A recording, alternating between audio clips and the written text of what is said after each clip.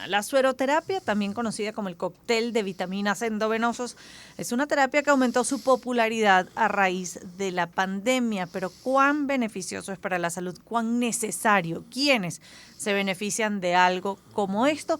Se lo preguntamos a José Torres, quien es médico, inmunólogo y alergólogo. Un gusto conversar con usted. Bienvenido. Muchísimas gracias. Como siempre, un placer estar aquí con todos ustedes y con la audiencia. ¿Qué es esto de sueroterapia? Bueno, eso es una terapia que pues está de moda, en la que mezclan una serie de elementos vitamínicos, vitamina B, vitamina C, muchas veces le colocan oligoelementos como los lípidos, etcétera, y lo colocan todo pues en solución fisiológica usualmente. A veces utilizan otras soluciones que tienen electrolitos, y eso todo lo colocan vía endovenosa.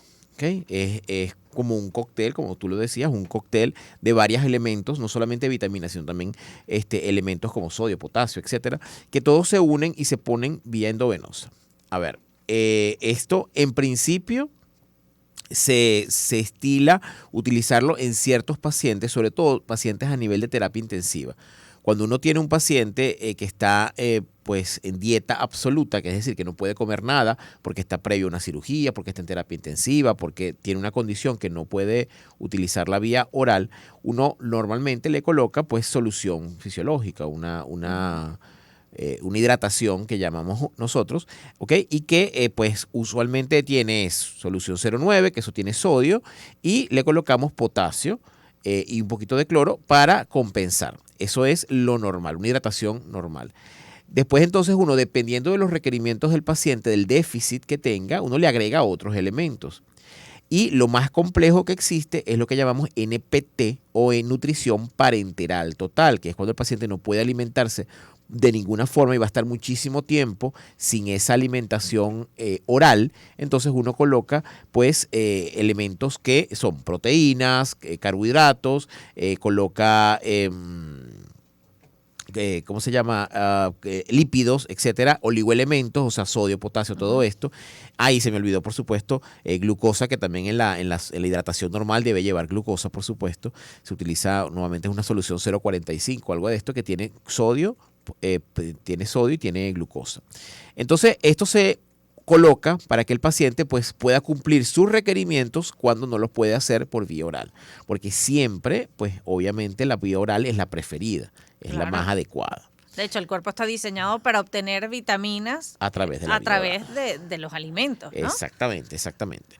Entonces, ahora ha surgido pues una suerte de moda en la que los pacientes buscan pues de alguna manera solucionar rápidamente sus déficits, sus requerimientos diarios, sin tomar en cuenta pues muchas veces los beneficios o las contraindicaciones que esto pueda tener para la salud de cualquier persona. A ver, doctor Torres, le confieso, la primera vez que yo escuché de esta moda de la sueroterapia fue en redes sociales cuando vi una fiesta en la que había un par de enfermeras que a los invitados de la fiesta le colocaba vías, y entonces mientras conversaban y se actualizaban con la vida, recibían este combo de suero. Ahora bien, esto es un acto médico. Es correcto. ¿Quién lo necesita y cuáles son los riesgos de que alguien que no lo necesite lo haga? Bien, justamente es un acto médico, eso debe tener una indicación formal de un médico. ¿Okay? Normalmente a quién se le coloca, pacientes que tienen algún tipo de déficit porque tienen pérdidas, porque tienen terapia intensiva, porque tienen una desnutrición, bien sea por alguna condición médica o porque simplemente no comen, o cuando tienen algún déficit de otro tipo de algún órgano que procesa o que produce alguno de estos elementos químicos que hemos hablado. Entonces, tiene unas indicaciones bien precisas, bien específicas, que realmente no es para todo el mundo. Eso es algo que se debe colocar bajo tratamiento médico. ¿Okay? Hay algunas condiciones, cuando empezó lo del COVID y esto, que decían, bueno, si le colocamos los oligoelementos, eso puede hacer que haya una mejoría, etcétera. Hubo muchísimo de eso, muchísimo de las indicaciones, porque bueno, queríamos buscar una solución para el COVID cuando no la teníamos, ¿no? Salió lo de la vitamina D, salió lo de la vitamina C, salió lo de colocarse pues sodio, potasio, cloruro de potasio, en fin, una serie de cosas que se hicieron en ese momento, que realmente ninguna demostró con el tiempo pues que tenían una indicación precisa y que mucho menos tenían una indicación absoluta. Ahora, estos elementos, ¿okay?, que realmente no tienen, con un paciente normal, un paciente que no tiene ningún requerimiento, pues, a ver, no le va a hacer daño siempre y cuando no lo haga en exceso. El problema es que es mucho líquido. ¿Okay? Nosotros estamos diseñados para tener una cantidad de líquido endovenoso en la sangre, y una cantidad de líquido en el cuerpo, y para poner mucho más líquido, eso va a atentar contra nuestra salud, porque puede, por ejemplo, producir problemas respiratorios, problemas circulatorios, muy importantes, problemas cardiovasculares, sobre todo si la persona tiene algún padecimiento cardiovascular. Si la persona tiene el corazón que está fallando, pues entonces imagínense ustedes, para ponerle un ejemplo fácil, tienes una bomba de agua, ahorita que todos pues tenemos que tener bombas en nuestras casas, y entonces tú tienes una bomba diseñada para mover una cantidad de agua. Pero si tú le pones mucha más agua de la que requiere esa bomba se va a dañar, se va a romper, se van a filtrar, se van a los taponcitos, etcétera, se va a romper. Lo mismo pasa con el corazón. O sea, si lo estamos sometiendo a una cantidad excesiva de trabajo porque está moviendo una cantidad excesiva de líquido, pues evidentemente esto va a ser un problema. Sí, el líquido se elimina por orina, pero eso no es de manera inmediata, no es que uno se coloca el medicamento y a los 5 minutos está orinando, no, realmente no. Eso pasa por un proceso renal, entonces no solamente es la bomba la que sufre, sino que también sufre el filtro, que es el riñón. Entonces todo ese filtro es demasiado líquido y bueno, pues puede traer consecuencias a la larga. Doctor Torres, la gente por lo general dice frases como estas: estoy cansado, me falta energía, necesito vitaminas, o te indican vitaminas alguna tía o familiar, no, sí, niño, tú lo que necesitas es vitaminas. ¿La vitamina quita el cansancio o eso se quita con un sueño reparador y menos estrés? Correcto, exactamente. O sea, es decir, la gente cree que asocia las vitaminas con el cansancio y bueno, me voy a sentir mejor. En los niños asociamos las vitaminas al apetito. Sí. No, ese niño no quiere comer, dale vitaminas para que coma más. Y realmente no es así. O sea, las vitaminas tienen un objetivo en el organismo que es básicamente actuar como catalizadores de reacciones químicas. Hacen que las reacciones químicas ocurran, que necesitamos en el organismo, ocurran de manera mucho más rápida y eficiente. O sea que para tener energía es mejor tomar café o chocolate que vitaminas. Sí, siempre, por supuesto. La alimentación y el descanso es lo indicado. Una alimentación sana, balanceada, y descansar, y evitar el estrés, todo ese tipo de cosas. Cuando uno se va de vacaciones, uno regresa súper lleno de energía. Así haya estado caminando por toda la playa o caminando por toda una ciudad, pero uno regresa revitalizado, uno regresa con energía. ¿Por qué? Porque te quitaste el estrés, te quitaste el trabajo, te quitaste una serie de elementos que de repente hacen que tu día a día permanezcas cansado. Entonces, a ver, tampoco quiero satanizar el cuento de la sueroterapia, porque ciertamente mejora. A ver, si cualquier persona, sin estar enfermo o no, cualquier persona te dice, mira, tienes que estar 2 horas, porque más o menos eso dura, ponerse una cosa de esta, 1 hora y media, 2 horas, qué sé yo.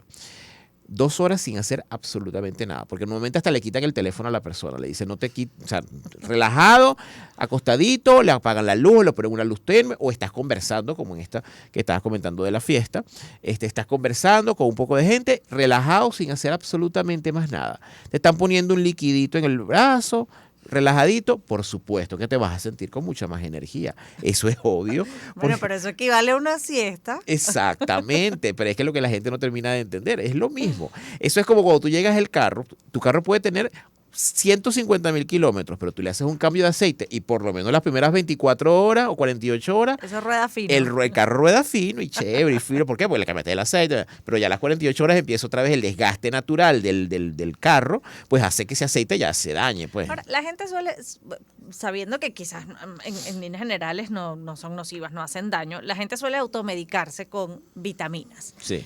Se pone de moda la vitamina E, entonces vamos a tomar vitamina E. Ahora está de moda el magnesio, vamos todos a tomar magnesio. Vitamina C, todos tomamos vitamina C, hasta en dosis extraordinarias, sobre todo durante la pandemia. Pero hay algunos pacientes en los que sí puede resultar nocivo esta automedicación, por llamarlo de alguna manera, Claro. de suplementos? Sí, por supuesto. Los pacientes que tienen condiciones hepáticas, los pacientes que tienen condiciones renales y condiciones algunas veces cardiovasculares pueden tener problemas cuando toman estas megadosis de vitaminas. ¿Ok?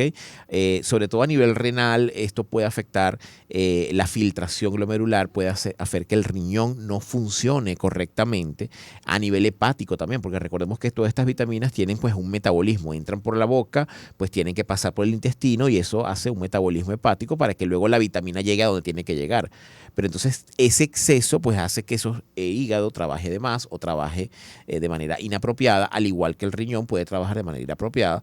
Entonces todo eso pues de alguna manera dificulta las condiciones del paciente, y un paciente, sobre todo el paciente que ya tiene una condición previa, bien sea hepática, renal o cardiovascular, tiene que cuidarse mucho de estas dosis tan grandes porque lamentablemente pues pueden alterar pues la fisiología del organismo. Conversamos con el doctor José Luis Torres, quien es médico inmunólogo y alergólogo.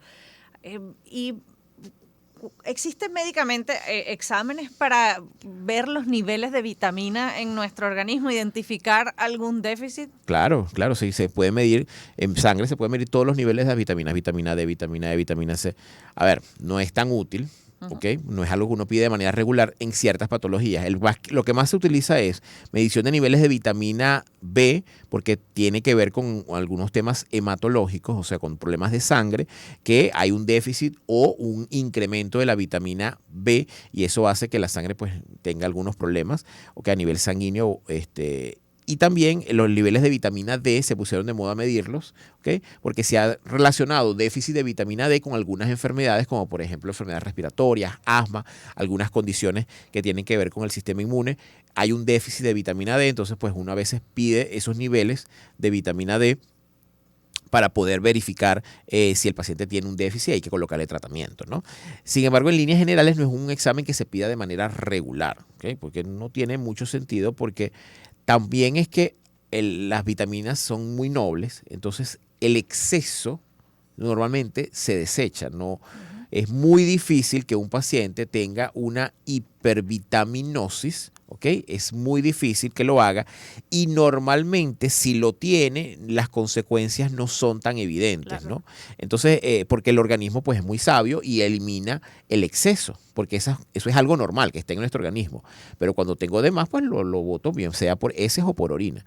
Entonces, es muy difícil que esto pase. Sí puede pasar, por supuesto, y puede tener consecuencias importantes. La buena noticia es que una alimentación balanceada, sana, en teoría, te tienen niveles óptimos en cuanto a vitaminas. Es correcto, es correcto. De hecho, cuando tú tienes una alimentación completa, normal, etcétera, pues no necesitas realmente el exceso. A mí me da mucha risa es que cuando llegan los pacientes, no, pero no le vamos a poner una vitaminita, pero ¿para qué? Está comiendo bien, es un niño que tiene buen peso, tiene buena talla, o es un adulto que está bien, está dentro de los parámetros normales. ¿Para qué le vas a poner vitamina? Eso no tiene mucho sentido, a menos que haya un déficit, ¿no?